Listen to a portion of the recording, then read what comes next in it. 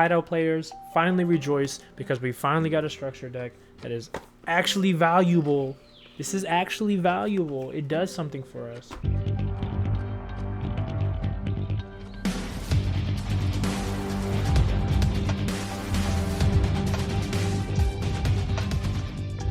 What's up, crew? Or if you're new to the channel, Just Zay Gaming here, and today we're going to be talking about a new and improved Kaido deck profile with the support of the film structure deck that just came out. You have a lot of good cards that are going to make this deck a lot more valuable than what it already has been, and it's going to be really, really good as far as the Douglas Bullet, the Uda, and some other pretty secret sauce cards in it that people are kind of sleeping on. But without further ado, if you do find this video helpful in any way possible, go ahead and smash that like button and subscribe to the channel and hit that notification bell if you want to see more deck profiles from myself. And without further ado, let's just go ahead and get into it.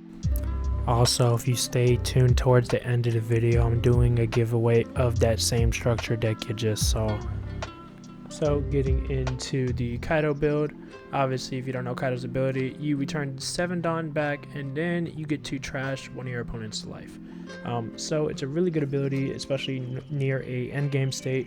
And the only other cards right now that kind of do something similar is Yamato, which is very like 50-50 on who wants to play that, and the Crocodile, which some people are really finicky about playing that as well. But having this as a leader ability and just having that whenever you really need to push for game, this makes it a really good leader. But starting off with obvious cards that we're going to have in here, it's pretty much a given that we're having 4 Onigashima here. There's no other reason to run anything else. You know Onigashima's ability where you rest the stage and you add a Dawn rested from your Dawn deck. It's just a given. It's a good second turn card, that's for sure. Now, obviously, we're also going to be running 4 Blast Breath because it's too good of a card, especially in a Kaido build, because you just pay 1 Dawn, you return that 1 Dawn that you paid for, and you get 4k. So that's just an easy 4 of as well.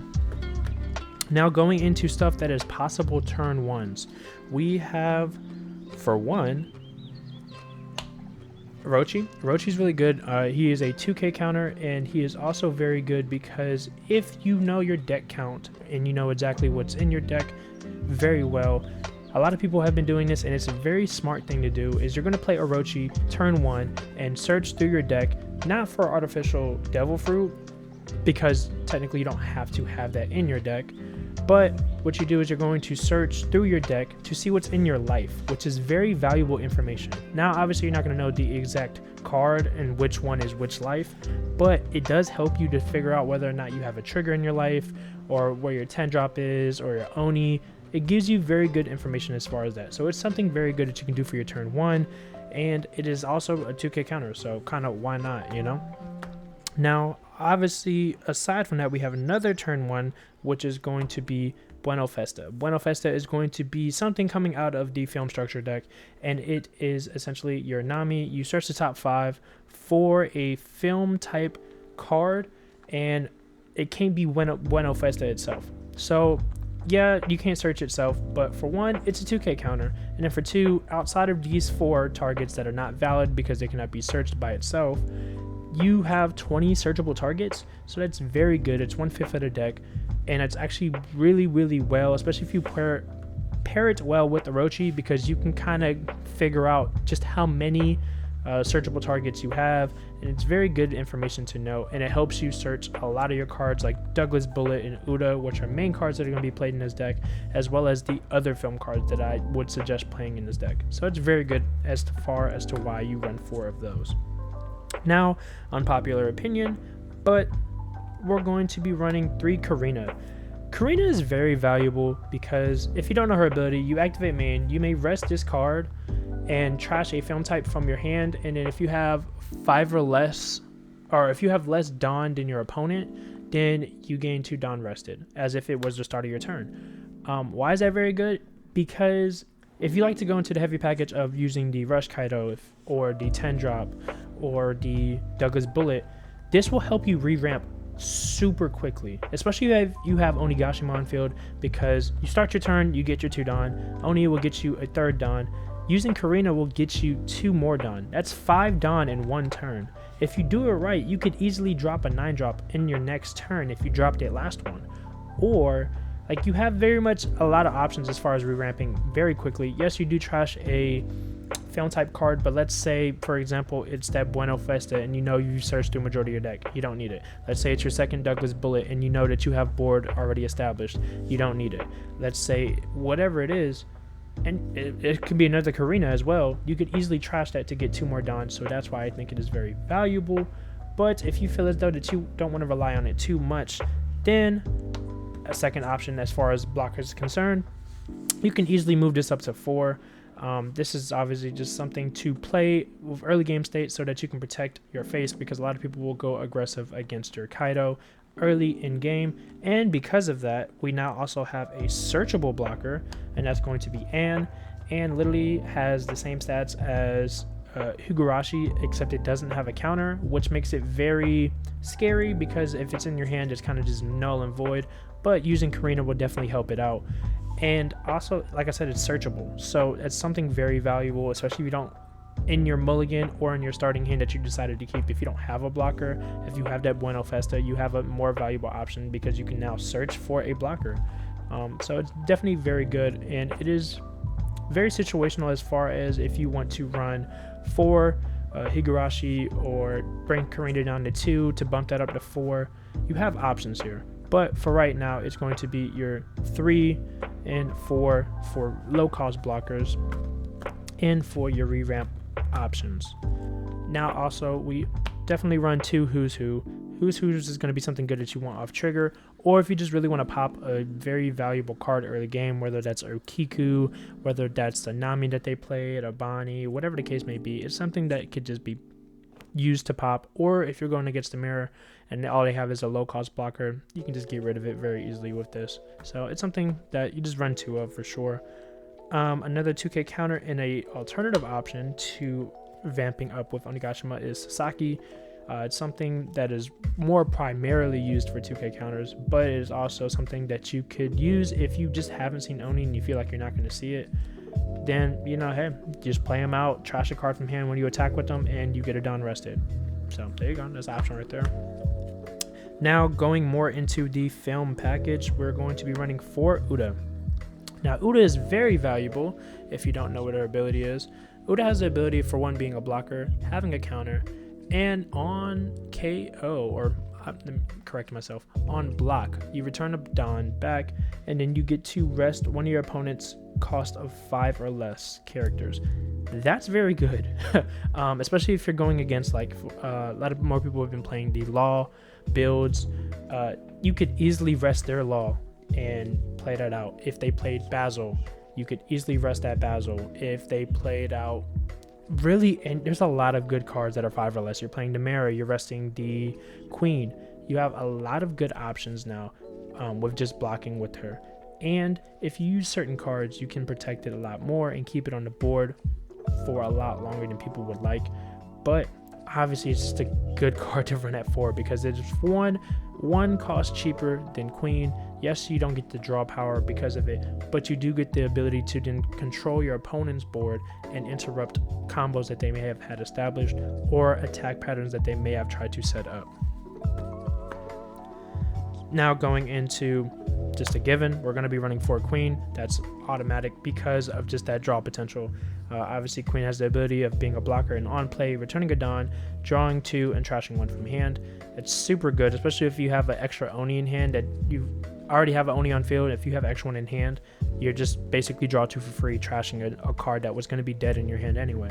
So obviously, there's no really explanation outside of this. You're running 4 Queen. It makes sense. Now, going into my personal preference as far as what I've seen in my locals more so, and this is where it gets flexible. I run 3 7-drop Kings.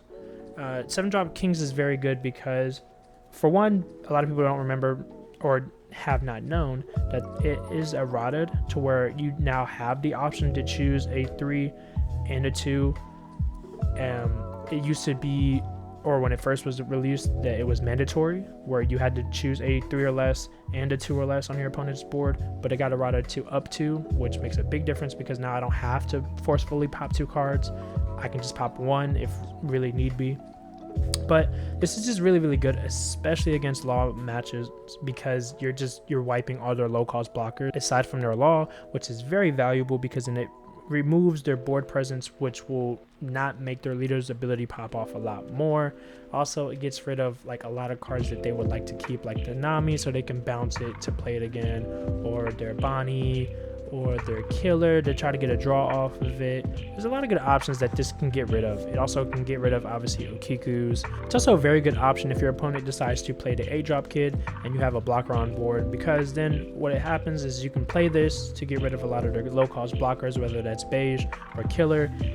Me personally, I'm running 3 of it just because of my Law matchups and Zoro matchups, especially if they're playing the quick spam of low costing cards. Just easily removes a lot of those cards and you don't have to really worry about it like that. But you always have the flexibility to switch one of these out for anything else that you feel as though you may want more of, or you may want to switch it out for the 6-drop. Completely understandable. Now going into my win con in this deck is going to be 3 Douglas Bullet. Douglas Bullet is a very heavy card. If you don't know his ability, Douglas Bullet has the ability, let's get a good shot on that, and there we go. Douglas Bullet has the ability to return 4 Dawn back once per turn, 1 attacking. He would then gain double attack and also rest 2 of your opponent's characters with a cost of 6 or less. Now, why that's really good is because you are immediately disrupting your opponent as far as if they have a board established. Let's say you're going against a law matchup. Again, I have a very lot of law players in my locals. You're easily just destroying their whole board and you're popping off 2 hits in 1, which is really good. And for the simple fact that you're returning 4 Dawn back, yes, but you're going to get 3 of them back in the next turn if you have Oni on field. If you don't, you're only getting 2 of those back. If you use Karina correctly, then you have all of them back and then some. It's just something that is very disruptive, and it definitely gets over majority of blockers right now. The only exception is going to be the 7-drop kid and the 8-drop rested kid. But outside of that, you're literally getting over any other blocker right now. So this is exactly why this is good, because even if your opponent decides to counter out of this hit, your opponent's board is now fully susceptible to getting KO'd by other cards on the field. So I do love this card, especially just because of that, and I do love it because it just has so much aggression, especially with the double attack, that once it's played on the field, your opponent now has something that they have to worry about for Kaido, which used to be a kind of back and forth thing between the 9 and 10 drop, but with playing this, it is really now just something else that you have to worry about playing against Kaido. So definitely I would be running this at 3. And to top it off, we're also running the 10 drop at 2. I don't like it at 3. I think 2 is just perfectly balanced because, especially in the mirror matchup, you're really just waiting for your opponent to play it. Once they play it, you play yours. And I don't like seeing more of it than that. Now, obviously, if you kept count with the deck, then you realize that I only explained 48 cards. And that's because the last 2 cards that I would like to go over that came from the structure deck that people are kind of not liking, but I think is really good, is going to be Lion's Threat Imperial, Lion's Threat Imperial Earth Bind. Super long name, but it has very good usefulness. It has the main ability of paying 3, returning 2 Dawn back, and then you get to KO an opponent's 5 cost or less. It also has the trigger to add a Dawn and set it as active. The trigger is not more so what you're looking for, but it's going to be more for that main ability, and that's going to be to disrupt your opponent's board. In some cases, it can get you a game state, because if your opponent has 3 blockers, you have Douglas Bullet, and you're just trying to get over that last one, then you could easily use this to kind of get rid of that last one and push for game. You have a lot of options with this. You can get rid of the 5-drop Rush Luffy that your opponent is trying to save. You can get rid of the Basil Hawkins immediately without having to worry about trying to have your opponent counter out of it. There's a lot of good things that this can do and get removed of, and it's also searchable by the Bueno Festa. So I think it's something that's very valuable. Now, obviously, if you don't like this option, there is other options which you could just do Guild Torso, which is just when attacking, returning 2 Dawn back to draw 2 cards. So you have options here, but I like the board removal a lot more. I think it kind of clears my opponent's board out while I get big bodies on the field. Or if you feel like you do like it a lot more, then you could easily switch out another card for a third one if you feel like it, or whatever the case may be. Now, another option that I did have in here that I'm kind of going back and forth on, but for now I think I'm just going to keep it out, is going to be Union Armada. Union Armada has the ability, let me get that focused on for you, there you go, has the ability to, it's a counter, 2 cost counter, which gives a film type leader or character 4,000 during the battle, and then that character cannot be KO'd if you select the character instead of a leader. Now obviously in this build you would be selecting a character, but why this is more necessarily good and why I again am not going to run it right now is because of that last line. If you chose a character, that character cannot be KO'd during the turn. So why that's really good is because if you want to keep, for example, your Douglas Bullet, if you need that Uda to stay on field for the next turn because you just have no other blockers and you really need to rely on it, you could use a card like this to save Douglas or Uda or even whatever else that you decide to run in here. And because of that, for one, obviously it has to be a film type, and that's kind of why I'm not running it, because there's just not that many film cards that I'm too heavily reliant on trying to save aside from Douglas and Uda. But it can be KO during the turn. That's very, very good, because then it just wastes your opponent's efforts in trying to get rid of it. If they don't like the read, it really helps, because then they're just going to wonder why your card is not being removed, and they may have wasted the action on trying to remove it because they didn't read it. But the biggest thing is just that it cannot remove that card at all, whether that's by battle or by effect. So if your opponent wanted to Brook and Otama and Jet Pistol your Douglas, they better do that before trying to get over it by battle, because if they try to get over it by battle and you use this card, then that next effort to try to Otama and Brook and all these extra actions to try to get rid of him once you countered out of the first battle is going to be pointless. So that's why I initially ran this, but then I switched it out because I realized that it was kind of like a dead card, because it's only protecting my Douglas and my Uda, and that's why I'm not really running that right now. And that's why I switched to Lion's Threat Imperial Earthbind, because it does a lot more for me. For one, because it's searchable and it's a removable card, and it costs a lot cheaper than Brachio Bomber.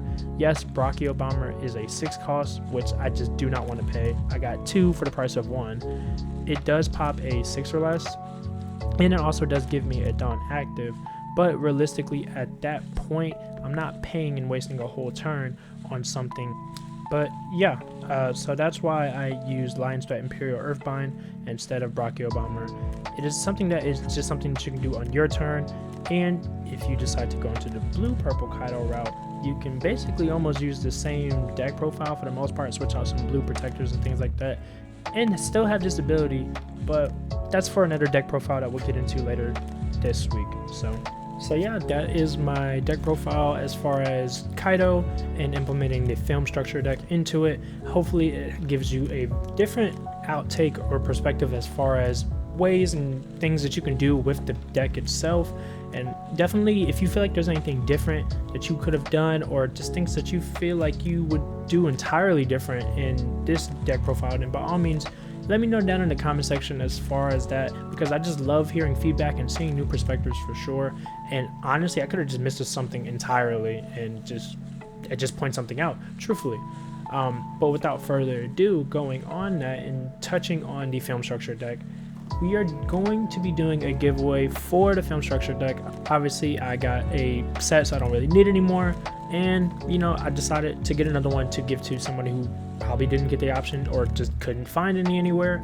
So if you are interested in winning a film structure deck, then by all means let me know down in the comment section, and you got to be subscribed to the channel obviously. Let me know down in the comment section, what do you feel like is the best card that you like in the film structure deck? It could be useful in actual gameplay or just not at all. It could be Gordon, it could be Shanks. Honestly, I'm not gonna lie, I kind of wish they did Shanks a little bit better. His ability is pretty it's like Uda, but for purple. Damn, now that I think about it, it really is literally just the same as Uda, but for purple. Yeah, that's wow. Okay. Wow, terrible parenting. So yeah, if you do want to be interested in winning that, then make sure you subscribe to the channel, and then let me know down in the comment section what do you feel like is your favorite card in the structure deck. So also, in other great news, I did finally release my mats for sale on an Etsy site until I'm done with my Shopify site. Can't say the word, wow. So that's going to be down in the description below, so you can go ahead and check that out. I have a lot of interesting mats, and I'm going to have a lot more. For right now, I have like basic starter mats and then a couple like variations of mats that you may have seen or may not have seen, but you're going to see a lot of stuff like chapter designs and stuff like that along those lines.